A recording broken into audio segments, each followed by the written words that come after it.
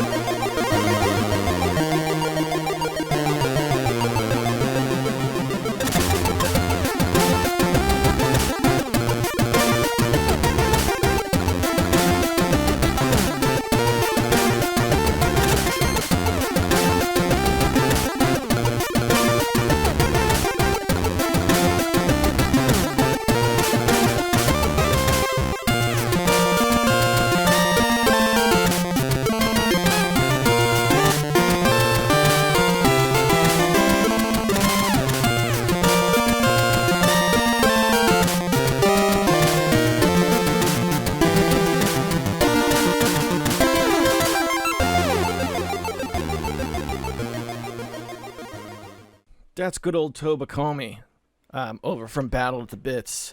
Battle of the Bits has a battle going on right now called Game Boy Moods, and I gotta say, that's really it really hits the vein that I like when it comes to chiptunes. Clearly the distinctive LSDJ sound, and coming from a chiptune vet like Tobakomi, you couldn't find a better chiptune.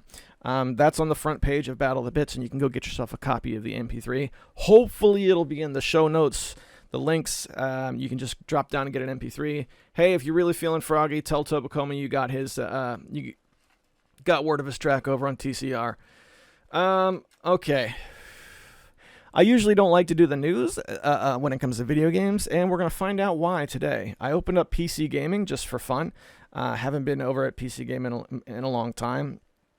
I always take these types of sites with a grain of salt, but they're consumer sites, so they dress things up a certain way to sell a certain amount of games, and that's fine as long as you know what they are going in. Then it's is what it is. But the problem is, for a long time I cut out sites like this because I just don't trust them, and I think there's a lot of reasons not to trust them, but then things happen, and I'm like, what? Who? What came out? Huh?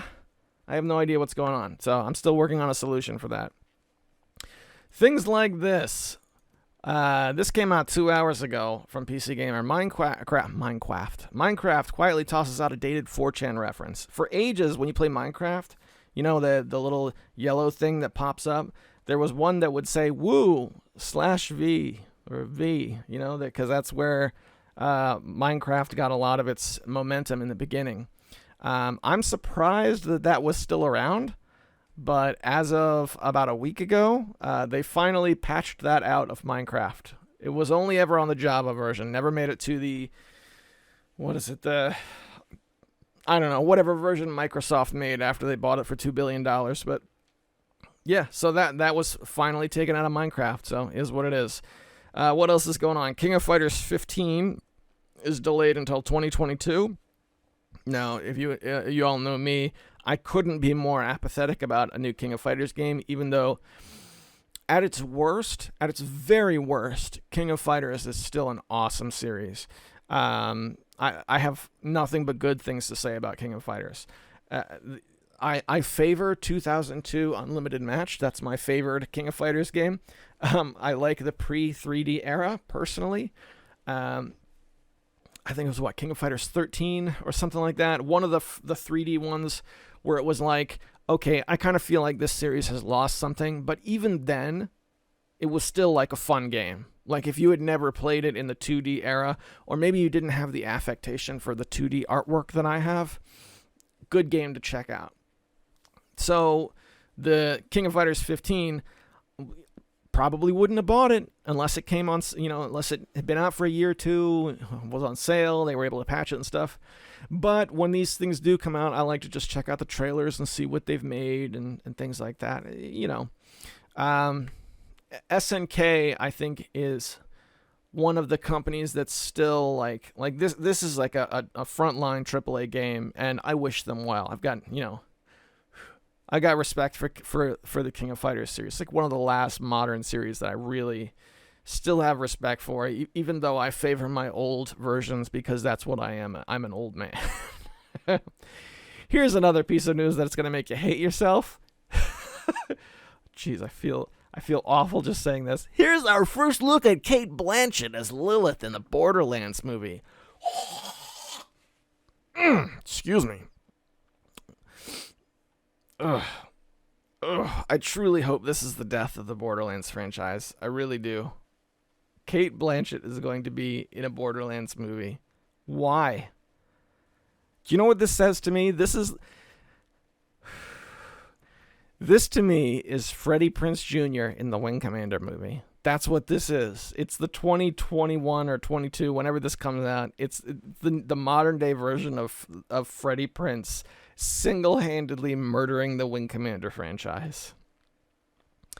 So that's a bunch of news that I more or less don't care about. The final one, and the one that really got me to do this segment, is EA pulls the plug on old Need for Speed games after all. And there's a list of old Need for Speed games that is getting... initially, it's getting pulled from Steam, but I think it's also getting pulled from like Origin and everywhere else that sells them, which... honestly, this is awful. And I think this is one of the reasons why I really, really have problems with Electronic Arts, because they do things like this. These old games just disappear, and we use the term, what was it, digital decay? That's what's happening. So I hope you bought these games. I actually just fired up Steam right now to see if they're still around.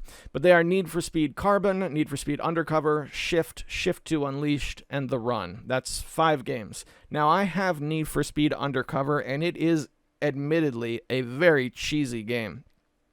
Wow.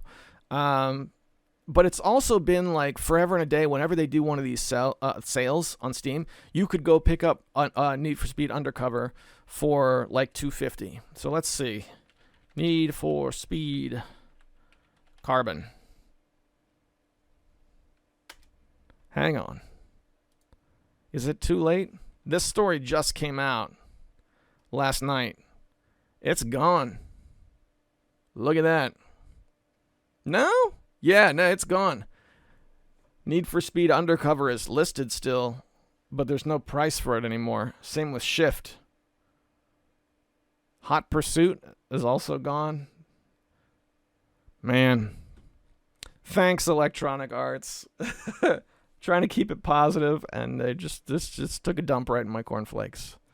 It's what they do. I don't know. What are you gonna do about it? I gotta say, I just read all that like a few minutes before going on the air. It's like, it might be fun to see what's going on. That really brings me down. It gets me thinking a lot about the classic Need for Speed days, because I'm gonna be honest. Need for Speed is a franchise that in modern day gaming I was never into, but it's just like King of Fighters. I never thought I loved it a lot when I was younger, and when I got older, I never thought that it got bad. I just kind of drifted away into other things. But like when I was really young, I remember Need for Speed 3, Hot Pursuit. Like the first game that was called Hot Pursuit on the PS1, that era. That was an awesome game. Oh man, that was so good. So good. Porsche Unleashed. Great game. Didn't get to play it much because I bought Porsche Unleashed. It was like one of the last things I bought for the PC before I moved out of my mom's house and kind of lost all that stuff. But I remember really digging that franchise. I never played the first one until later in life. After Desm was kind enough to share the Sega Saturn with me, picked up a copy of the original Need for Speed for the Sega Saturn. And fun game. Didn't quite have, like, the jump from that first Need for Speed to like 2 and 3 and whatever. It was a big jump. Okay? Big jump. I would have to go back and see what some of the other racing games were like at the time to put that first game into context. Because when you play games from like the PS1 era, when you play old games in general, in my opinion, the context really does make a difference. So yeah, quick moment of silence for the Need for Speed franchise. And this is why it's a good thing to be a hoarder. In our little life is awful moment for the day. Oh yeah, look at this. Over on Rock Paper Shotgun, they had an article a day ago saying that they were going to end multiplayer for Need for Speed Shift 2, The Run, and a bunch more. And the first thing it says is, go get them before they're pulled from sale. Sure enough, the very next day, they're all gone. Get wrecked. That is awful. I've got to dust off my copy of Need for Speed Undercover and play it today. Get it installed and get it played. I just remember, what I remember the most about Need for Speed Undercover was the UPN level cinematics, which at the time when I bought it, couldn't deal with it. This says I last played it in 2016. That about figures. I wasn't able to appreciate the the really awful cutscenes. Now I feel like I might dig it. Yeah, I don't know. Racing. Good times. It's a weird mix of, was it Need for Speed? No. What's the open world racing game that I played quite a bit? It's not Need for Speed. It was Burnout. Burnout Paradise. I think, I get that game confused with some of these later Need for Speed games. Wow, I've got a bunch of these in my collection that are just unplayed. Most Wanted, Hot Pursuit, Undercover. I think I got these before I built my computer. I even went through that big racing game phase, like, I don't know, 6 months ago or so, but that was like classic racing games that culminated with playing Screamer 2 on GOG. GOG has some great racing games. Oh my gosh. If it's been a while since you've taken a drive, in the land of imagination, and you just want to dip your toe into it, maybe you're an older guy like me, head over to GOG, get yourself a copy of Screamer 2. It's a small game. It's only got 3 courses. There's not much to it. And yes, you do have to memorize the courses a little bit to really do well. But I don't know. I enjoy it. What are you going to do? It's a game where physics-wise, it still holds up despite being, old graphically. And the reason I point that out is because... what's the PlayStation game that I got into for a while? Ridge Racer. Yeah, I got a Japanese copy of Ridge Racer, so I started playing that again. That's a game that's fun. It looks great, but physics-wise, It's like driving a bumper car on an oil slick. I don't know. Just when you lose grip, it doesn't really make sense to me. Especially after playing more modern games where they started to get the physics right, or even older games where they got the physics right. I don't know, yeah, that's my ramble session about old racing games. I enjoy them quite a bit, and it looks like they've become just a tiny bit more rare.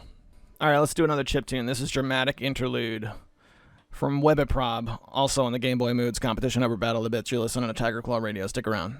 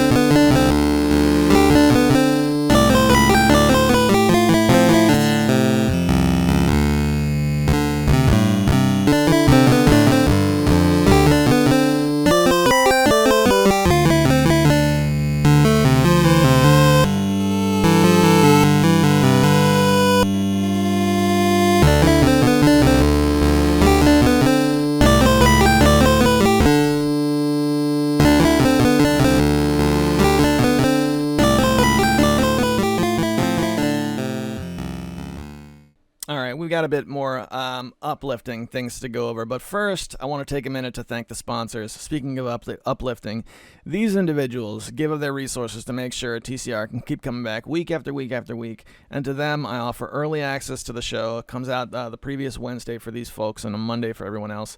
I also do a series called Monday Night Morrowind, which is for the supporters. We're just hanging out, playing some Morrowind, and then, a little this, a little that. But finally, I read their names off in a hall of distinguished gentlemen, which has become a tradition here on Tiger Claw Radio. And they are Hamrock, Tecmo Balls, Darabka, and Eric Controller. Thank you guys so much for hanging out and for being part of the gang. I hope you're enjoying the party. So, I haven't sat down with our new games of the... Oop, hang on, that's my wife. Let's see what she's got. Yeah, we're good. Right, so I haven't started with the games of the month because I had been playing Metroid all the way up until the end. No, I did not finish Metroid, but I think now I can look back and say I really gave it a shot. I got to enjoy it for what it was, and I have a pretty good idea now of, what's there when it comes to the first Metroid. Excuse me. One thing I did get into this past week was indie development tools. I like the homebrew games that are coming out for the older systems, and when it comes to NES and it comes to Game Boy, I'm seeing a lot more really small homebrew games, which is awesome. And I figured out why. Over on itch.io or itch.io, however you want to say that site out loud, I was looking at some asset development tools. When it comes to sprites, there's like a tool that will randomly generate a gun sprite. There's random sound generation sprites, or sound generation tools, that sort of thing. So I was gathering some of these things together because I have Game Maker, and I thought, if I could generate some assets, then it might be a little bit easier for me to do some, small things or whatever. And I came across a couple of tools that sort of blew my mind, and Game Boy Studio was one of them, which is a fully code light point and click drag and drop development environment to create actual Game Boy ROMs out of like native files, like drawing PNG files and then using them as maps in a Game Boy game, that sort of thing. Now, I've got a long way to go to figuring out how it works, but you download this thing, it's free, and it comes with a simple little adventure game. And the adventure game that it comes with, you can pop open and see the code and whatnot. Are we back again? I had issues, the recording stopped. Yeah, so you can pop open the sample game, and you can see kind of how it's laid out, how all the different screens are connected and that sort of thing. Using a little reverse engineering. It doesn't seem too hard. But regardless of whether or not I can use this thing, other people can. And because of that, we're seeing, new games developed for the Game Boy that maybe aren't, I'm trying to avoid using the term AAA, but maybe aren't super expensive. Maybe just small experiences that you can download and play. In sort of a pay-what-you-want type economy, and there you go. And I think that's amazing. I am playing with it some. I don't expect to be able to release, a super awesome Game Boy game. It's a TCR Game Boy game. But it might be nice to make like a static image ROM with some music in the background or something like that. I don't know, just to see if I could do something simple just for fun. That's pretty cool. There's another one for the NES. That one's not free, but it's like $36, which for a development environment, especially for NES, is not terribly expensive. Excuse me. I suspect some of the NES games I'm seeing on itch.io are made with this thing, which is really cool. So, looking at those two things, along with some other like asset generation tools. Let's see, what did I end up with here? Random gun sprites, a galaxy map generator, sprite sheet scanner, auto tilers, pixel ship generator, which is actually pretty cool. Lots of stuff. I don't know. There are some neat things out there. Like, I'm surprised how much of this legwork is done for you if you were to make a game. Which is pretty cool. All right, boys and girls, the fail bag is nice and big this week. We're going to shift gears. We got an audio comment from Balzac, which is really awesome. We're going to play that at the top of the fail bag. Balzac, how you doing, brother? It's May 31st, 2021 at 2:12 in the morning. It's Memorial Day, and I thought what could be more patriotic than going to McDonald's? And you're probably wondering, what's that noise in the background that you're hearing? Well, I'm actually doing an impromptu vancast like you, CF. We're pretty limited in what we could eat since it is 2:07 in the morning. So I'm going to be like you and go to probably one of the better establishments to eat this late at night, McDonald's, the Arches. And I'm going to be picking up a mcdank. And the ingredients will be pretty self-explanatory once I go up to the drive-thru area and they ask me what I want. And then I'll show you my reaction to it. I recently got inspired to do this because you've been picking up food for your family recently with McDonald's and Chipotle, that I decided, why don't I try that out for TCR? Actually, I already did this about a week ago on Death Adder Super Show episode 112, so you should check that out if you want to see what my escapades were before with Taco Bell. I'll just say that was a pretty enjoyable meal, but I'm going to give a guess this is going to be a completely different experience. And here we are, heading through the Arches. Now let's just pull up right here and see what we'll get. Oh, hello? Sorry about the wait. Okay, so can I get one Big Mac? A Big Mac, alright. One 20-piece chicken McNuggets? 20 nuggets, alright. One medium fries? Medium fry, alright. And 2 McChickens. Anything else, or that'll be all? That's all. Thank you. So there's only one person behind me, and oh man, this is gonna be so good, CF. I'm so excited. Gonna get some Mickey D's. Oh, what? 1878. And that's for one Big Mac, 2 McChickens, and a 20-piece chicken McNuggets? Yeah. Okay, that's good. Oh, yeah. Oh, no, it's okay. Any sauce with it? Ranch, please. Okay, thank you. You too. It smells so good, CF. So, that nice McDonald's wafting through the air. So, obviously, I can't make the mcdank while I'm driving. So, what I'm going to do is stop by the park really quick and enjoy this scrumptious meal. So here we are, CF, in the park to make this mcdank because can't really make it while I'm driving. So let me go. The coast is clear. Oh man, I feel like I'm gonna get shot or something. It sounds so dark out there. Okay, so here we are, CF, in the park, obviously at 2:30 in the morning. Let me just go get the food and a flashlight really quickly so it's not like too scary out here. It's pretty dark here this morning. It's kind of a little bit foggy. There's a little bit of dew on the grass right now. But here's this perfect bench we could go eat at somewhere. On a TCR once, you were talking about how you used to play with your friends in the park at like 1 in the morning and bring knives with you. And it always amused me a little bit when I heard those stories. Some nuggets, and a chicken. Okay, CF, so here's how you do it. You take the Big Mac, you open it, and you know where the middle bun is? On the Big Mac, you put the McChicken between that middle bun and one of the patties, and then you put 3 chicken McNuggets below the top bun of the Big Mac. Then you try to sprinkle on as much fries as you can. Let me get a taste of this masterpiece right now. So, just like I said on Death Adder's show, this is some good eats. Fill that chicken with ranch, the Big Mac sauce, the lettuce, patties, all that good stuff in there. So yep, CF, I would recommend eating this at 2:30 in the morning. Some good stuff, get you all warmed up. I don't know how hot it is where you're at, CF, but right now in California, in this early in the morning, it's kind of chilly, so it's a good time to have this kind of meal because it warms you up a little bit in the stomach. So I'm going to enjoy this thing, and hopefully my stomach's not going to feel too bad once I'm done digesting this whole thing. So until next time, see you on the next TCR audio comment.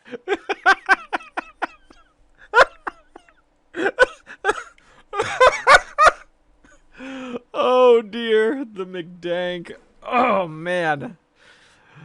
First of all, Balzac's good to hear from you, brother. I always appreciate it when you send in audio comments. They're always tons of fun. That one in particular, I'm looking. By the way, he included pictures of the mcdank in the email, which is really something to behold. My favorite part was when the guy was like, "Yeah, it's gonna be $18," and you're like, "Wow, really?" I think it's the 20-piece nugget that did it, because a 20-piece nugget is something that's like in human land. Oh, wait a second. Hold on a second. I think something might be wrong with the audio sample rate of this last clip. All right, are we good now? I think we're good. All right. So let's see. My favorite part of that was like I think there was zero discussion of video games in there. Well, that's fine.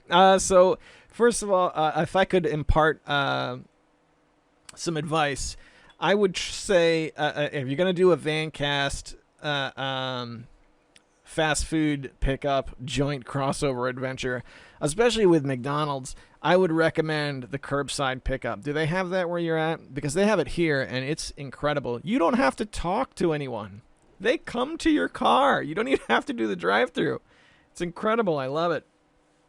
The only time I haven't done the curbside is when there's nobody there and it's pouring rain, because I can't in good conscience, having worked in food service, make somebody walk out to my car in the pouring rain to bring me food when I could get there just as fast by doing the drive-through. But pouring rain notwithstanding, I would say curbside pickup, because then you can construct the mcdank in your laboratory without having to drive off and find safety first. Not to mention, you're probably a little safer right outside the McDonald's than you are in the park at 3 a.m. And by the way, for those of you who are listening to this and don't know what he's talking about, yeah, that's a real thing, me going to the park with my friends at night and bringing knives and stuff. Yeah, something's wrong with the sampling. I'm fixing it in post, but as I'm recording, it's doing it in like a super fast format. This used to happen on the show occasionally, and I wouldn't catch it, and you'd be listening to TCR, and then occasionally I would just randomly start talking at like 200% speed. That's what's going on now, and I don't know why Audacity does it. But anyway, back to the park. So I went to the park in the middle of the night frequently at 2 different times in my life, and one was when I was like, how old was I? I was in elementary school, probably like 3rd grade, so we're talking about like 10 or 11. I would go with my older brother and my older brother's friend who lived in town. We have a really big park near the house where I grew up. So this is like a regional park. The kind that typically the average person is going to get in their car and drive to with their family. Lots of tube slides and all kinds of stuff. And we used to go there in the middle of the night and we would play night tag. I never got in any altercations. I never ran into anybody else out there. But there was one particular occasion where my brother and his buddy both had knives, and my brother had a second knife that was rusty, and he gave that to me, and he was like, here, put this in your pocket just in case we need it. And I was like, okay, and I didn't think anything of it. But technically, yeah, that happened. I went to the park in the middle of the night with a knife in my hand. Now, mind you that regional parks close at sunset. So it was much more likely that we would run into cops telling us to go home than it is we'd run into other people. Bad things had happened there in the middle of the night before. Nothing happened while I was there, which is great. So later in life, when I was in my early 20s, we used to go to smaller parks, not with my brother, but with my group of friends, and we'd play a game called Gravel.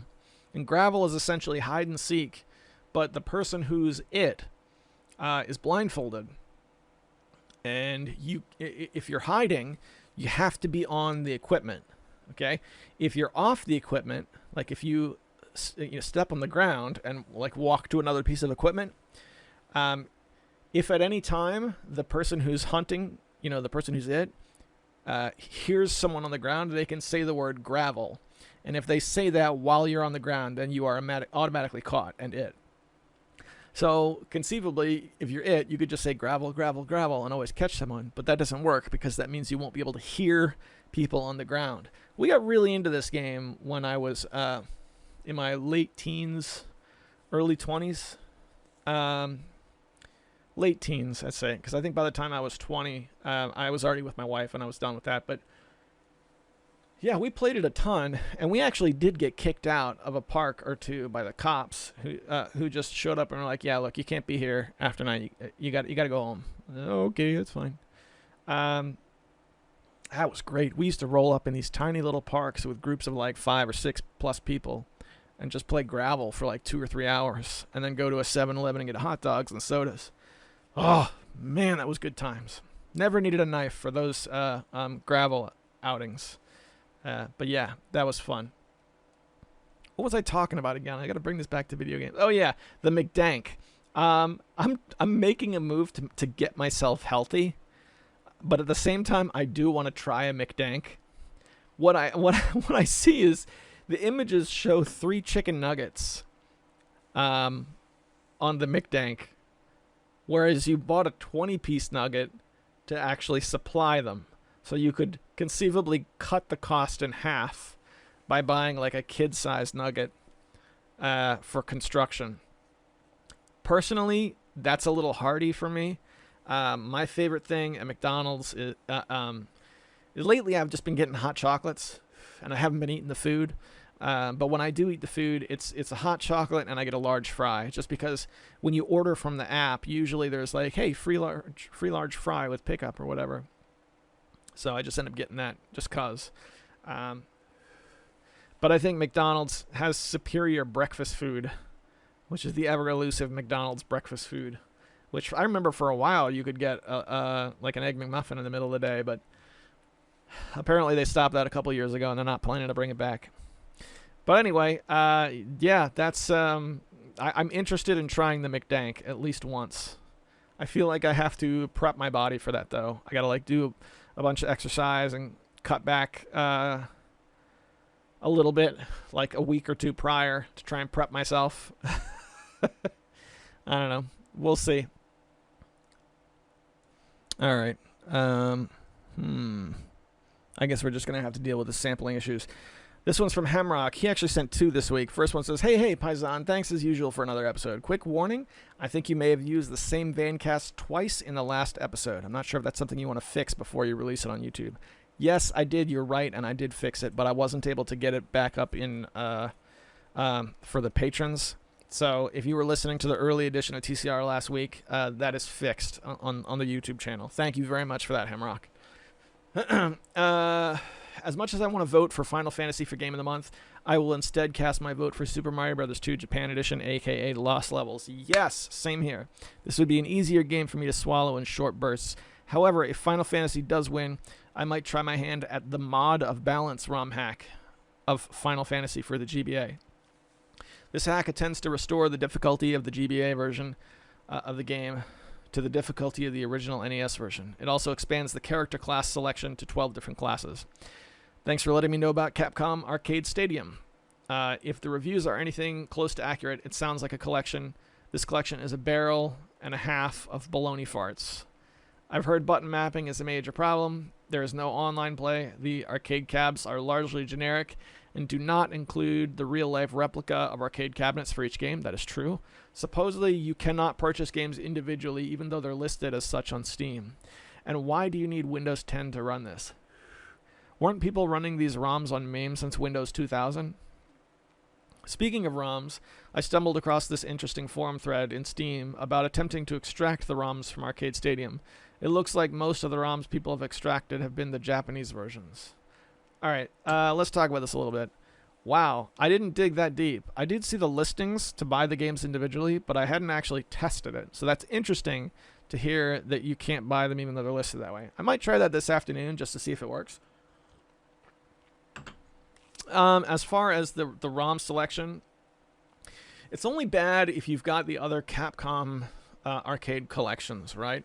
So if you already have the Capcom Street Fighter collection, that's a couple of games that aren't going to be for you. If you already have the Beat 'em Up collection, that's a couple of games that aren't going to be for you, and I have both of those.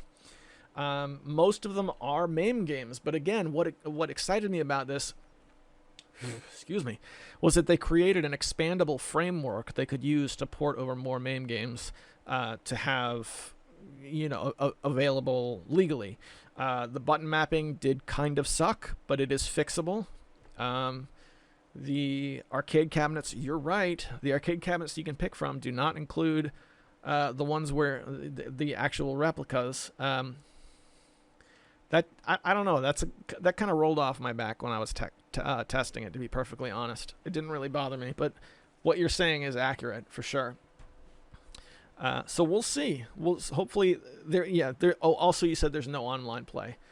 Okay, I guess that's true. But I didn't really consider playing online for. What is it? 1943. The games I was interested in playing in that collection. I wasn't interested in playing online, so that kind of sailed right past me. That is a real problem, though, because you have games in there like Street Fighter and stuff that are like, if you can't play it online, then you better have somebody nearby you, because there's no fun playing the old Street Fighter 2 by yourself with the way they made the AI designed to eat quarters and stuff. Yeah, no.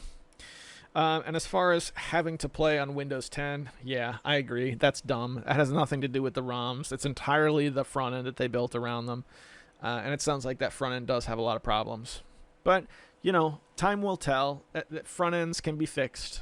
Problems can be changed. Games can be patched. We'll see what happens. If they're planning on releasing more games, then there's a chance we could see some of it changed. And, you know, who knows? Retro news. Mega Man The Wily Wars is getting an official release. Why? Did you like the Wily Wars? I had the Wily Wars, a reproduction cart on the Genesis, courtesy of good old Sendu. Look at this. His link says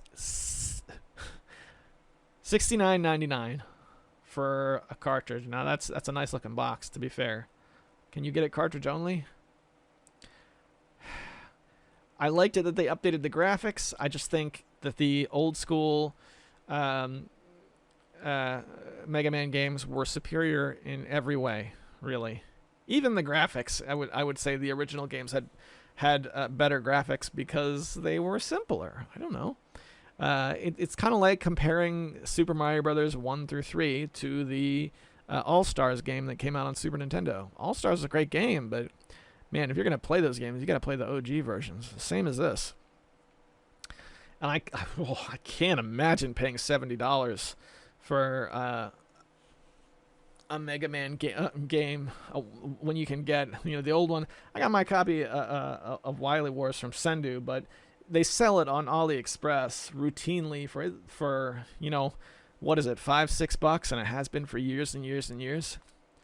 I don't know.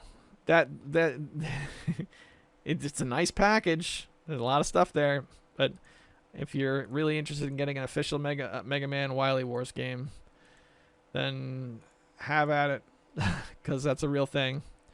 See what else you have. The Evercade Versus, or Evercade VS, a new console, and 4 arcade carts is set for release for November of 2021. There is currently a handheld Evercade. The cartridges from the handheld will be interchangeable with a new console version. Interestingly, you can use the handheld as a remote for the VS. The VS will also work with third-party controllers, such as the 8-bit DOE. I looked at Evercade a little bit, the handheld.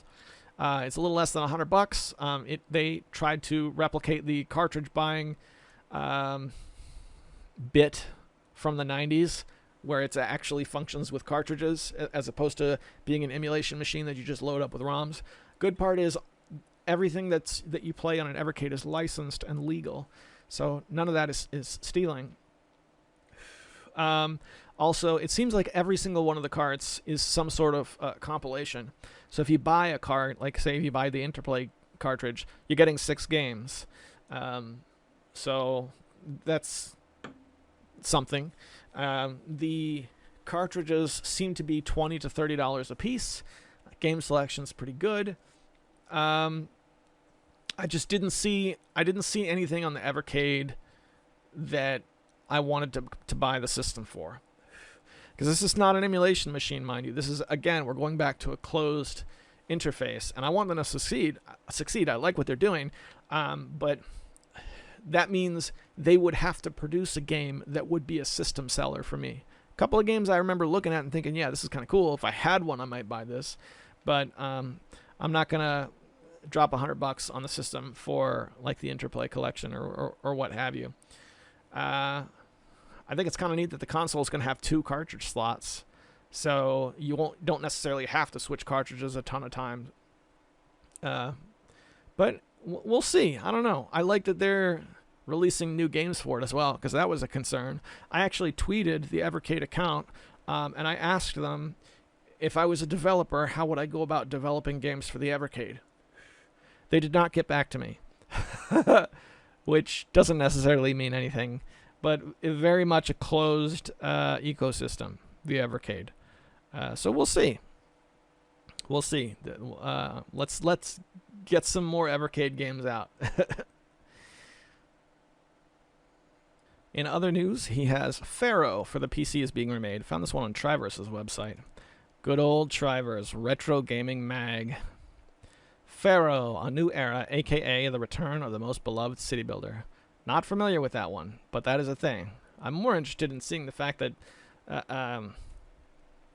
Triverse is still running his website. Good for you, man. That guy's awesome. Pico Interactive is having a sale on Steam. However, it ends May 31st, so it'll be over by the time this episode airs.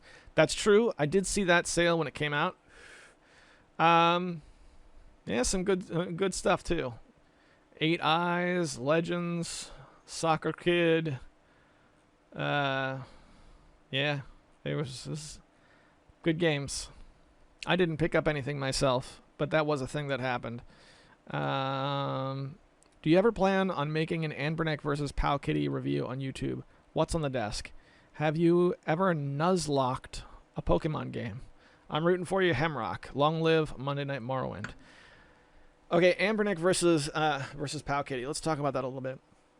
I re-examined the Powkitty this past week. I had been doing a deep dive. Not a deep dive, but I'd been re-exploring the Commodore 64. And for whatever reason, Anbernic can't/won't do the Commodore 64. I have the emulator on the Powkitty, runs just fine. So that has kept that console relevant regardless of the hardware limitations, whatever they may be.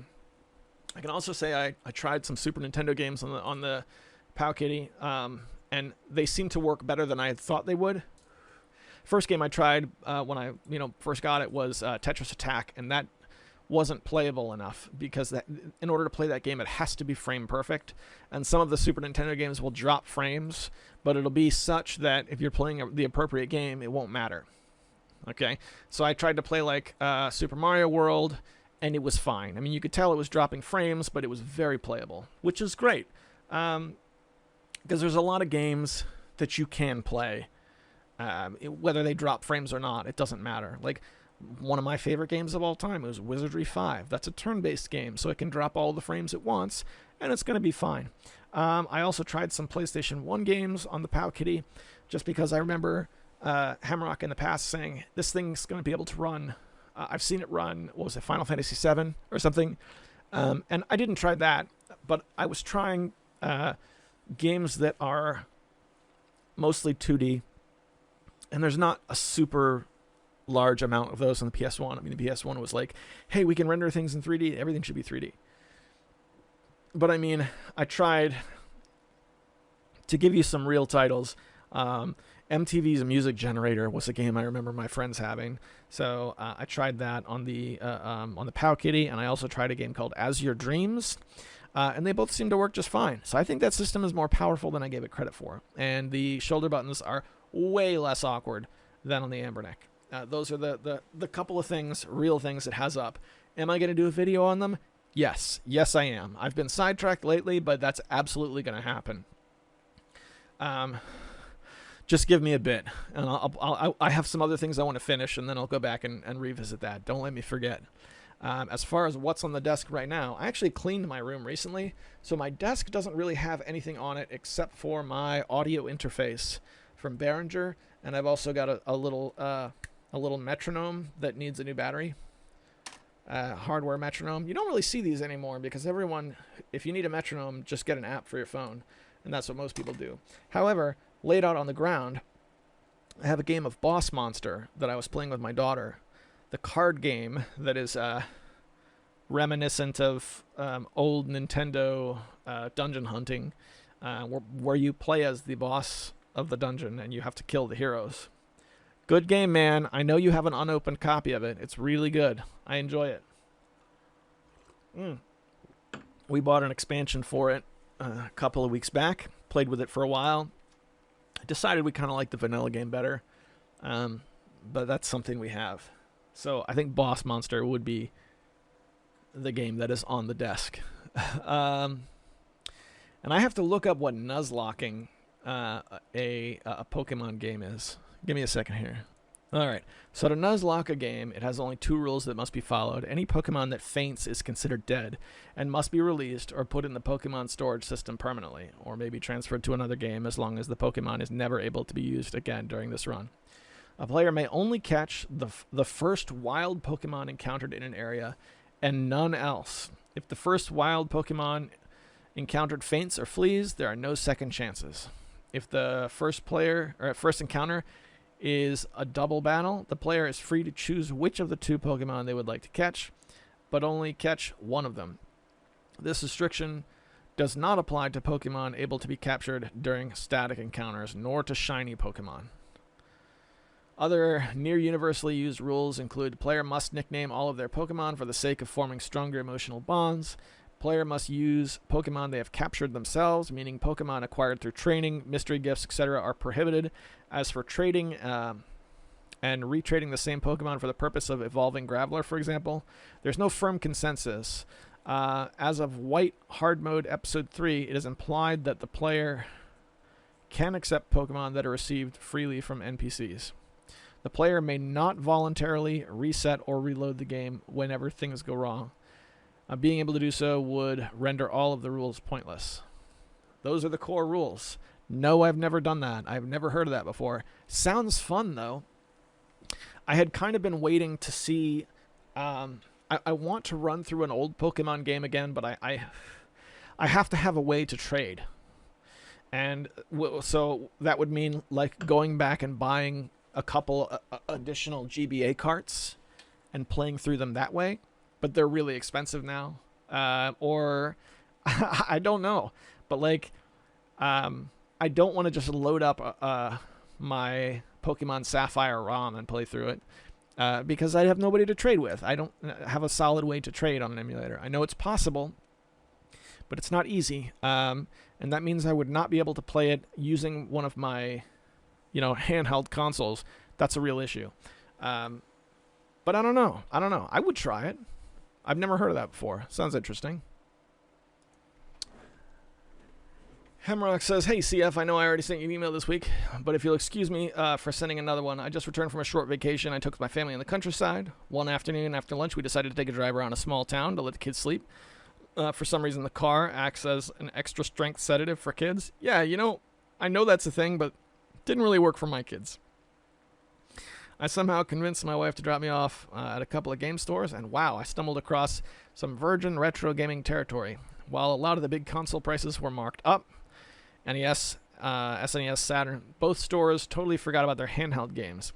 I bought a total of 5 games. Hakanyo Alien for Game Boy, DuckTales for Game Boy, Pokemon Puzzle League for Game Boy Color, Bionic Commando, Game Boy Color, Mystery Dungeon, Shinran of the Wanderer, DS. All for about $7 each. Not too shabby for a brick and mortar store. I feel like I was game hunting in 2011. All right, we're going to take a quick break so I can address his games list here.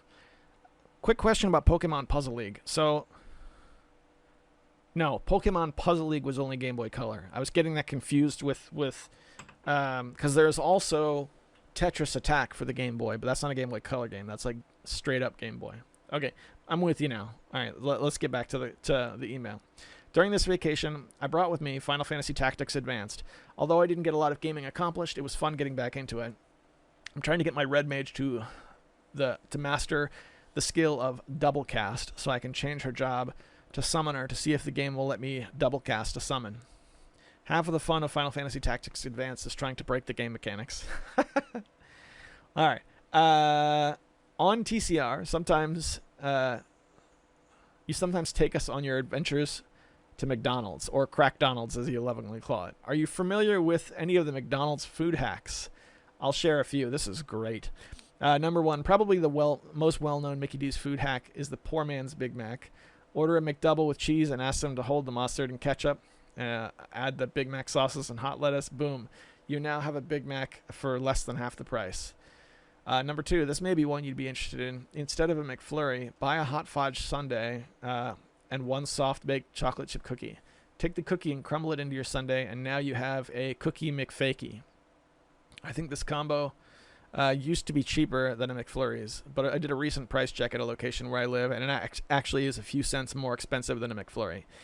In any case, some variations of the McCheapskate include getting 2 cookies and adding the sundae in between to make your own ice cream sandwich, bringing your own M&Ms to add to your sundae, and number 3, for breakfast, instead of ordering a sausage egg McMuffin, just buy the sausage biscuit and ask to add an egg. It's nearly the same thing, but for less money. Number 4, don't eat at Crackdonald's. You may live longer. Do you have any food hacks? I'm rooting for you. Hemrock, you'd be surprisingly no. You would think that's something that I'd have, having worked in food service, but I'm going to be honest, not really. As far as food is concerned, I tend to just take things at face value, which is really a problem. All right, heading over to YouTube. Hemrock says, Recall brings you back to the spot where you last used the mark spell. For instance, you cast the mark spell in your lighthouse, then go on a quest, and when you're finished, instead of walking back to your lighthouse, cast the recall and you'll immediately return. That's on the last Monday Night Morrowind episode, which is up for supporters. Kazlive says, left you an audio comment through your Twitter and email. Thanks, brother. I do appreciate that. And Alex Swingle says, 28 minutes in. Dang it! I was hoping your mom was going to win as the game of the month.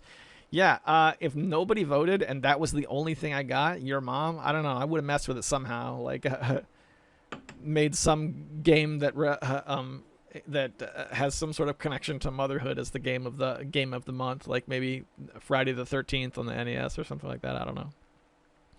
Desum says, I'm going to stream some more Metroid tonight with a guide to help, since I got pretty stuck last time. Grinding for your health really drags the game down. You might go into a new area and start getting your butt handed to you and end up spending tons of time trying to get more health from those enemy spawn points.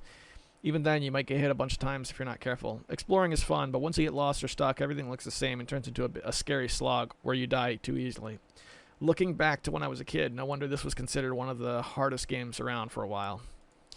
31 minutes in. I love the Saturn elevator action games. Such a perfect way to update the game for the old arcade days to make it feel new and polished. It holds up very well today, and you can also play it on MAME if the Saturn emulator is having trouble. Awesome, man. Yeah, elevator action is a game where like all of the iterations were very different, but I think they were all awesome. They really were. Play it on PS3, the free elevator action game that they had. That's a good game too. Well, boys and girls, that's the show. Another week of video games and chiptunes and good times. Join us on the Discord if you haven't, so we can talk about the game of the month. We're going to be playing Super Mario Bros. 2, and if you care to join us with the Cartridge Club, we're going to also be playing some Cuphead.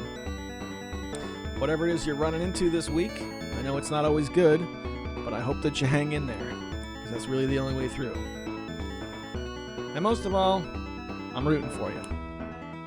I'll see you next week.